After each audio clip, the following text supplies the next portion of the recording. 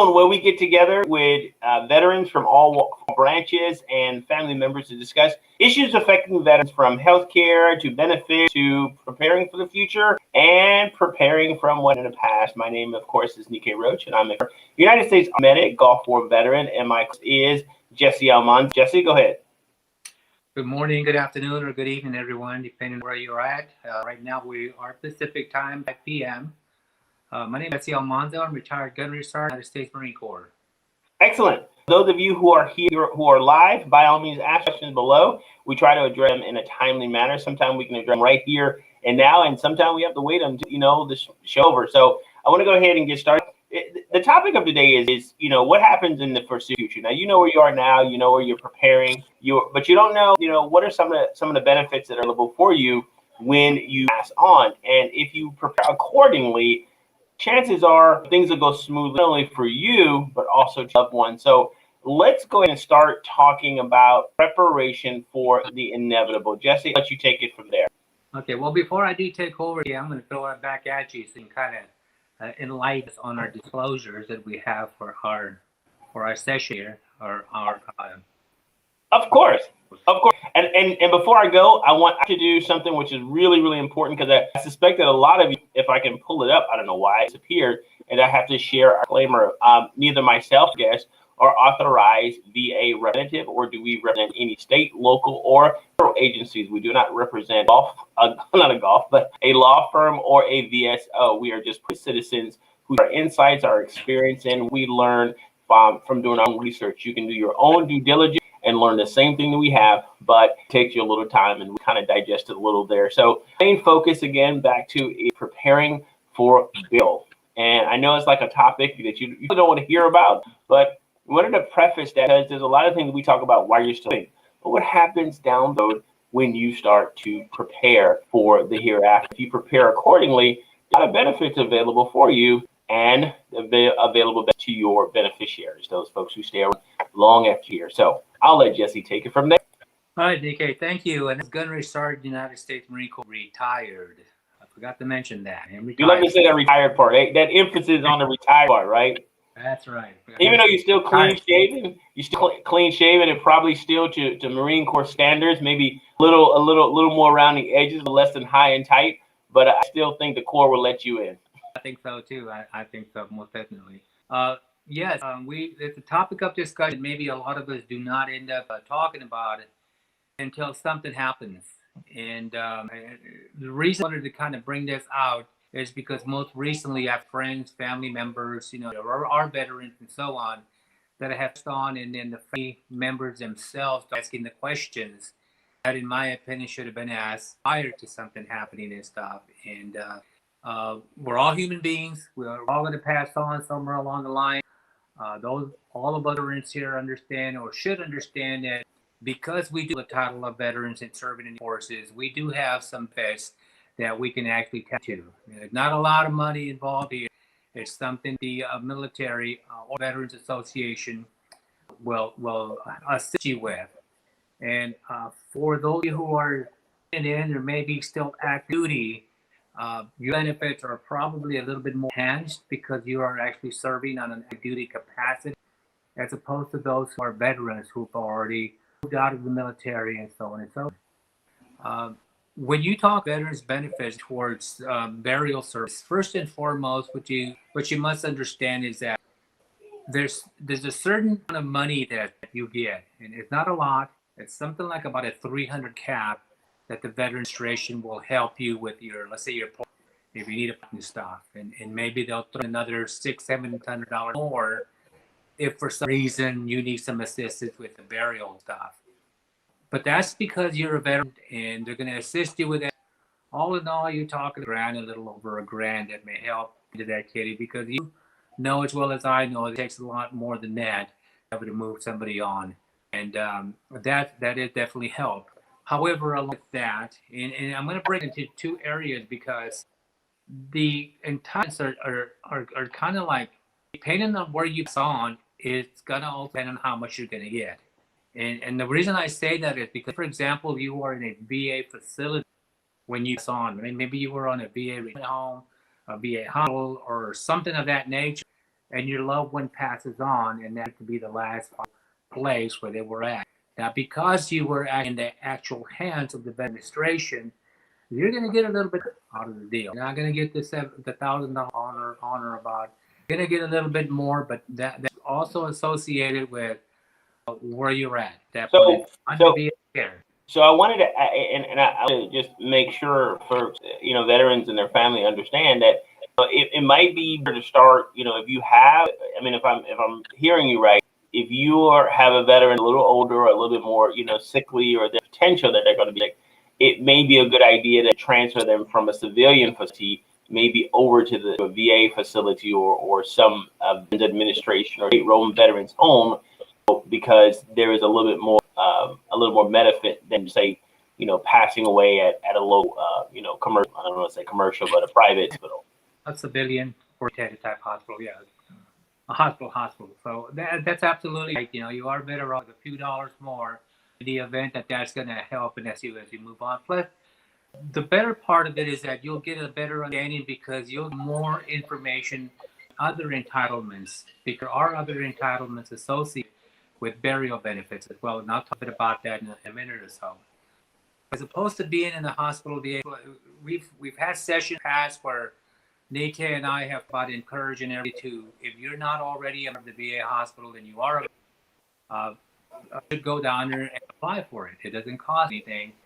You're a veteran, you've raised treatment, and so on and so on. So right now would be a good time to go and enroll. I know it took me forever when I got out of the military because I still TRICARE and I was hired. I really wasn't doing anything with the Veterans Hospital itself. It wasn't until later on after I retired when I actually went in and enrolled for VA hospital service. I'm talking 10. And I want to ask a question, because this is a common question that I ask, and I know the answer, but I would let you answer. Do you have to be service connected or in some radio to be admitted to the hospital or to a VA facility or health facility run by the Department of Veterans Affairs? Absolutely not. You do not have to have a rating in any way or form, 10%, 50, whatever the case may be. You don't have a rating to be able to go and enroll in a hospital for 30. From on out, moving forward, after you do that, you start positioning yourself within the facility. You start identifying your entitlements or what you're eligible for, and so on and so on. Because honestly, nobody knows when to go. Nobody knows that. Unfortunately, that's one of the things that we always encourage for people to look at ahead of time, because there has some family members as well as veteran friends that passed on most recently within the last month and a half or so. I always encourage people to know and understand. If you have to get yourself together so you can understand. I keep saying to myself, am I waiting for the day? Well, I'll never know the day is going to come. So the day is now. The day is today. The day is right now to find exactly where it is that I'm going to be at. So if I kind of put things into perspective in regards to what your eligibility or your eligibility entitlements are for a veteran, it depends on where you are at the time of where you pass. As I mentioned, or if you happen to be in a facility or something that happens with the VA, you're going to get a little bit more entitlement opposed to if you just are at home or if you're in a regular hospital. You're still going to get entitlement, but it won't be as much. So the difference there. And as I mentioned, you're listening to the podcast, or if you know someone who is at duty, their burial benefits are different. They're going to get 100% transportation. They're going to get, taken to a home of record or a cemetery. A casket's going to be paid for, and so on. So there's I used to think a long time ago that it was the same. They would pay, if you die, pay you everything. That's not true. As I started looking into it, there are some certain requirements, certain things that I am and I'm not. That the retired person, I may get a little bit more than the person that didn't do a whole 20. But it doesn't mean that the person that didn't do an entire 20 years is not taken care of, because they are taken care of. So you have to do your due diligence. And honestly, if you take yourself into a good mortuary or a good organization that deals with, you probably will know that you may even have to do anything once you go and confront them and stuff, because they have it down pat, exactly what your retirement eligibility are. They know who to contact to help you out. You know, the one that comes to my mind almost immediately is called Dignity, Dignity Incorporated or whatever. They're all United States. Dignity is such a word. Now, one thing that I wanted to do, just a quick, information for those of you who have some questions, by all means, ask them below and we'll address. We don't have a question right now, but we do by all means. And we're talking to retired Gunnery Sergeant Almanza, who finally moved to North Carolina, started really doing a research to helping veterans. Now, if you want more and it's after hours or for some reason we are not able to get back with you in a timely manner, by all means, go, what you see at the bottom of the screen is golfwarveteranscoffee.com. And no, we don't coffee. It is actually after the event that we usually once a month on Saturday here in North Carolina. So whenever things kind of normalize, we're going to go back and do that. So I'm sure we know that, and that of course you can always interact with us on our Facebook page and all of our other social media pages. Jesse, go right ahead. All right. Sure. And just like anything else that we've covered or talked about the VA and about entitlements and about receiving benefits, you have to apply things. And that's important to understand, because you might go to a cemetery or a funeral home or whatever. They might have all the information on it, but the bottom line is they still have to complete certain documentations to receive your pets and stuff. And that form, the VA form, is 21P-50. That's the actual application form, 21P-530. So you can pull that fund. You can look at it today, the next day, kind of review it, and type of information is on there. These are things that plan and preparing and stuff. You're able to see what you're going to need stuff. And we're going to need basically is a lot of information. Now, you as a veteran that passed on, obviously you're not going to need anything because you're just not going to need it. You won't be on. You won't need it anymore. Your significant others, your dependents, your relative, your friends, daughters, they will get this information because they're the ones being taking care of you and stuff. Mm-hmm. They're the ones that are going to acknowledge, you, the ones that are going to take care of whatever person needs to be done. And I think it's a good time to segue into, you won't need any of this after you finish hours. I mean, after your tour of duty, which is your life, once you're done, you're not going to need to be involved in it. It's going to be all your loved ones. I think it's a good idea right now to kind of talk just a little bit back before you do that final, ceremony, is getting everything in order, prepping, for the inevitable. Now, do you have power of attorney in place that is going to be, your family member or your lawyer, somebody who's going to help and everything straight? Do you have a will set up? Do you have all of the necessary paperwork in place prior to getting to the burial point? Have you had your wish and your desires? Do you have specific music? Anything you want to be done before you get that? It's time to do that. There are multiple horror stories that Jesse and I could share about things where people do not prepare. You prepare, you fight the way you prepare. Same thing. When you're going to check out, get you in order, get all your paperwork. If you have a fiduciary, if you have somebody who has to have access to your bank account to make sure that they can pay for it. I'll tell you something really, really interesting is that the veteran has 100% access and they have a loved one. It's really sticky because the loved one can get access to the bank account. Okay, so if you know that you need a secondary in there, maybe a spouse, maybe it's a brother, maybe it's a child, whoever it is, you have to put them in charge, and it's a trustworthy individual, because you do not want, when your final, you do that final drilling ceremony, that they don't have enough money to pay a funeral. And as he said, maybe it's a couple of $100 or maybe it's $1,000. Funerals can be anywhere from, on a cheap end, $2,000 to the more expensive can be $15,000 to $30,000 on the elaborate funeral. So who do you think is going to pay?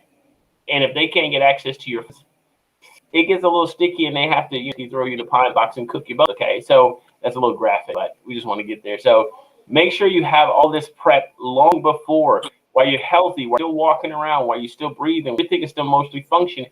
Get paperwork ready, because you don't want one to have to be saddled with it, and it gets them out, and they can't get access, and everything goes into probate. And if you know anything about probate, it basically means they shut down everything until they figure out what they're going to do, and then the court system takes care of it, rather than you giving your wishes that you can. So, that one in. Yeah, somebody else will end up with your stuff if you don't be careful about that. So, Okay. Yeah, and I think Nika also some of the areas that I was talking about in regards to getting your bank situation. Recently, my wife and I had an application for something we were going to purchase. I believe it was my car and stuff. And I mean, gosh, she'd been in my house for 10 years already. We've been joint account, but when I went to do an application, she included because she wasn't actually on the account, even was on the account, if you understand what I'm talking about. Mm-hmm. You know, the bank kind of clarified it and said, well, yeah, it's on your account, but, you know, she's not really a primary, or we get her enrolled into the account. And I'm like, you should have told me this 10 years ago. Well, not true. Should have known 10 years ago. So it's one of these things that we don't want to mess up on. You hit it good and they get wet. You may find that someone may not be on that account. But there are multiple people who've been married for many years, do not have their spouse or their loved one. Now, if you have a divorce, you just have to get that all worked out. But if there's somebody you're in the rest of your life with, they should be jointly active account. Meaning, if I, for whatever reason, get hit by a bus or just fall over, they can get access because they're going to have to pay for all these different services. Somebody's going to pay for it, and it's but if they don't have it, I have a friend of ours who was a guest right here, who was a veteran, just right in the same space, who they had a very similar situation, and it did not turn out well. They're still trying to figure out how to solve that. GoFundMe comes to reality because they can't get access to the family. It's that the family don't have the money. It's that the surviving spouse can't get access to the money, and GoFundMe they have to do. Not a thing if you know that the person could have. So get your working ready while you're still breathing. It's not a conversation. It's a matter of emotion. I don't feel like I'm gonna live. I don't know. It is time to do it. Care of it. You got an ugly situation, and it is. And I don't want to say make it so bad, but one might even call it dereliction of duty if you prepare your wishes before you depart. Yeah. Well, so and just so you know, we do talk real stuff here. This is real reality stuff, and with helping each other, understanding a little bit more about all of this stuff, I think we'll be in better standing stuff. The thing I wanted to talk real briefly about in regards to make sure you have sort of a insurance plan if you happen to be retired and you're on retirement pay, and you've got an allowance for your VLI and all this other stuff that you put aside. Make sure that you have your spouse in there as a beneficiary for that account, because when you're gone, everything up automatically. And if there's somebody on that list there, if it has been assigned, I can guarantee you're gonna get hell trying to get information taken care of. And funny enough, that's a good point that you just popped up in. This is why it's important. Did you know, and you may not know this, that the day you die, your POA, meaning it could be the DAV, it could be the Marine Corps League, it could be AMVET, it could be the Purple Heart, it can be your VSO or your city VSO, your county VO. It could be the North Carolina Department of Veterans and and whatever services, which is a VO as well. Did you know that the day you die, that your returning that is associated with the VA ends? They can no longer get access to your account, period. The day you die. That contract that you signed with your PAO ended. If you die February 25th, on February 25th, you automatically your PAO, your power that you have associated with the VA ends. That is important to have all this work which survives after you die. So don't think that just because you have a power, it survives after you die. Those contracts end when you die because, hey, it is what it's not supposed to survive past you.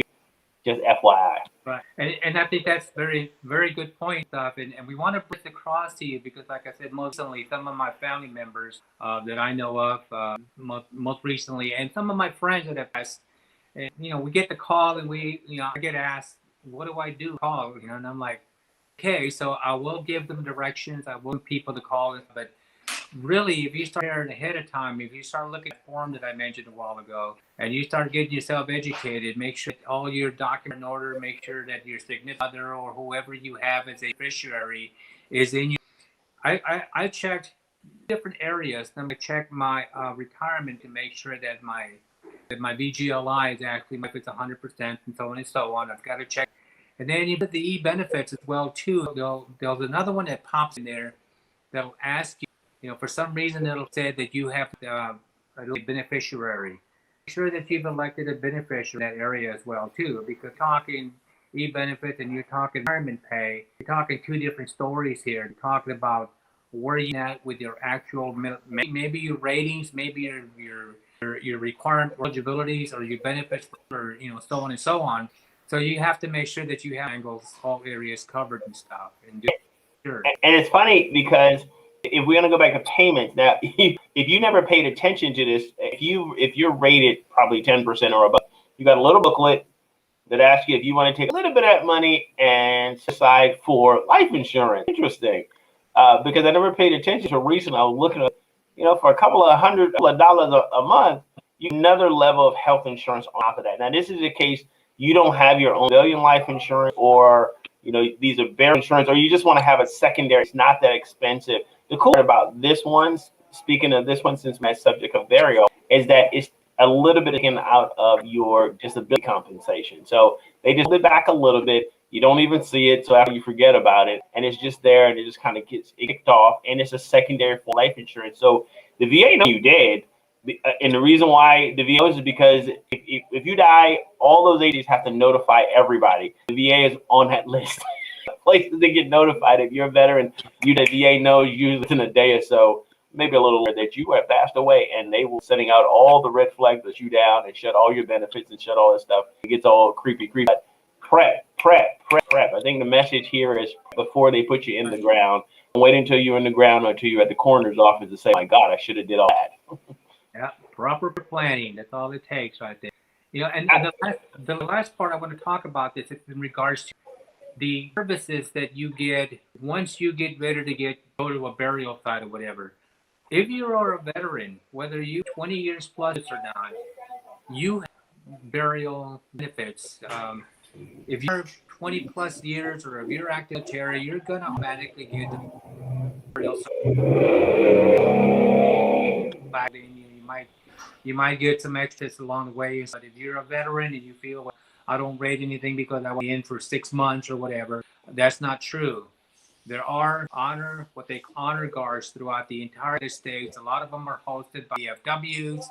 Of them with your other posts that you be your Marine League post, actually and participating in an honor to the Davidson County Honor Guard Society, which will enable to go out there and help a former veteran on the final route, provide them or provide surviving spouse or significant other or whomever with their proper flag, give them a burial, and send them off with the traditional 21 gun salute.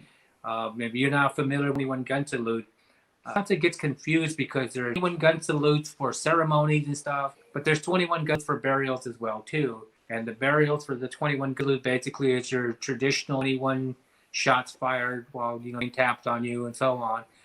You read that information. Go to your local VW, go to your Marine Corps leagues or whatever it is, that veteran associated type organizations from within your area there, and ask them, okay, who provides service for us? Sometimes they you give them a donation. It's by the way, but if you give them a donation, fine. It is that because that's how they survive to get into their uniform. They're all decked out, military uniform, all representing each branch of this. They don't all have Corps uniforms on or Army uniforms or Navy. They're all one group, and they each have their credentials on type of branch or service that they're actually involved with. So they service everyone. So don't feel to be left out. And if you don't know it, the easiest way to know is get a hold of your VFW, ask them about the honor guard. I want to prepare them for that. You can call them ahead of time. They can give you an idea of how they will with you and how they will with you. And one of the other flip side that is, I'm glad you brought up the honor guards, is the honor guy. And I know one of our patients, our office, her husband is an honor guard for the Navy, but he's still on the reserves and he's on active duty and everything like that. But he's an honor guard. The other thing is the honor guard. What part of the country you are. They're always in need. I mean, and what I'm saying is, if you still can put on your uniform. And you haven't like me, you got a little chunk midsection, then they're always looking for an art to go on a Saturday or a Sunday, depending on when they're going to lay them down or put her to the final resting location. Guards are often, so if you're part of the VFW, or maybe you're not even part of the VFW, but you have locally, Cliff, who's active, he constantly looking for volunteers and people want to participate. add honor guard. And it's a great prestige, and they help out, and there's a couple other things that go along with it. But don't always look at the receiving, you know. Be on the giving side. Be the one who, if you have the time and you have the capability, then yes, be honor guard yourself. I mean, it is. Cliff goes, I think he goes from Sudbury to like Rock, and he's retired, so a little bit more time. But they're from all branches and office, as well as enlisted, who volunteer time to put their uniforms on and to be their veteran, because sometimes these sites, they're not the most convenient, and it's away from bigger cities where most of the national cemeteries are, and when the honor guards, sometimes they're at private cemeteries and, you know, distant parts of the. So the honor guard availability there as a receiver, but also as someone who wants to participate. That's true. So if you have any information in our area, my area, which is in Salem as well, let me know. Send me a text message. I'll be happy in that direction and stuff. But overall, in closing here, kind of recap, is that burial expense could be assisted by the VA, and depending on where at or what happens, and at the time of death, you can receive different amount of compensations, and it's not one amount that I've thought that, okay, well, they're going to take care of me, they're going to do everything for me. It's different. You have to really do your due diligence and look to see what that you've got coming, so you can plan and prepare and stuff. Active duty, you're going to be care of either way around and stuff. You get more benefits there because you're actually part of the actual government at that point in time. You are serving in the military, so they're going to take care of you. Us veterans are going to take care of us, but there's going to be variations as to what that taking care of will look like. You have to do your diligence on that. Check into it. Take care of your finances. Make sure that you've got, you know, information that you need to have is all accurate. Check into if you happen to still be dealing with deers. E-benefits. This information, by the way, can be found in the va.gov website. It's on compensation, where you get everything in from burials to educational to rating benefits and so on. I'm not talking to you because I'm making things up. It's in that area there, and you can go in and you look at yourself, the forms that you identify with, and get and fill out. They're all in there. You can download them in a dime. All you have to do is push the button, and they're there for you. And so please take advantage of that, and prepare. And those who are able to get this information and utilize it, please, by all means, this is what it is all about. This is stuff that's done, and we want you to be prepared for this. So part of that comes from, most of it comes from the heart. All of it comes from the heart. Keep in mind, parents, we take care of other, and we send her away. Just like we do on a daily basis is just be thinking about us, ourselves and stuff as well. All right. Well, thank you very much again, Jesse, and thank you those of you who asked questions. I apologize I didn't get a chance to answer all those, and Jesse didn't get a chance to answer them. Just go ahead. And also, you know, when time permits, go ahead and over to GulfWarVeteransCoffee.com. We're still, of course, forming things because of the time here that we're in. I want to make sure that people stay safe, but there are so many things in the works. I mean, so many things that are just like planned. We really have to hold back the water. Like, let's do this. Have to hold back the water. And if you'd like to participate in part of this revolution, and I said revolution of Gulf veterans, and we're looking for folks who want to be a part of what we're doing. Well, we're not going to tell you everything what we're doing now, and you know, decide, you know, an active participant and start working with us. Share a lot more than what we're here. So by all means, get in contact with G, or go, you know, send a note through our either our social media page, Facebook, or a regular page, and then get active. And here's something that I'll leave, and we'll leave you with before we move on, is stay active, stay productive, stay engaged. Stay active, stay productive, stay engaged. One of the biggest that hurt our veterans and ourselves, and myself included, Jesse, is when you lose your mission. Get another mission. You are the commander. Get yourself another mission. Stay active, stay productive, stay engaged, and connect with veterans. Don't just sit there at home, you know, just by yourself. Find another veteran. It's me, Jesse, or some millions of veterans around the world. You know, be they part of the United States or part of one of our allies. Get in contact with them. Stay engaged with them. That's what gives us our mission. Okay? We'll see you next time. See you next time. All right. Goodbye. Travel well. Bye for now.